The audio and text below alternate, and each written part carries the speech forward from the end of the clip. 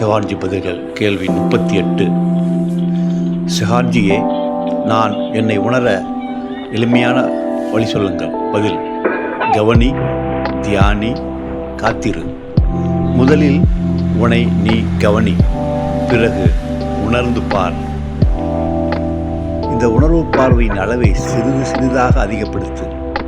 நடப்பதை உணர்ந்து செய்.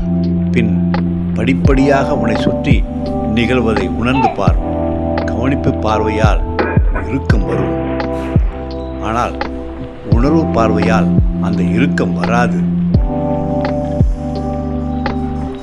சமயம் கிடைக்கும் பொழுதெல்லாம் தியானி, பிறகு காத்திரு.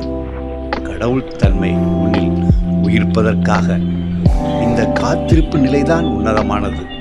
இதுதான் சரணாகதி நிலை. ஆதலால் நீ கவனி, தியானி, காத்திரு. அதை உணர்ந்ததால் பகிர்கின்றேன்.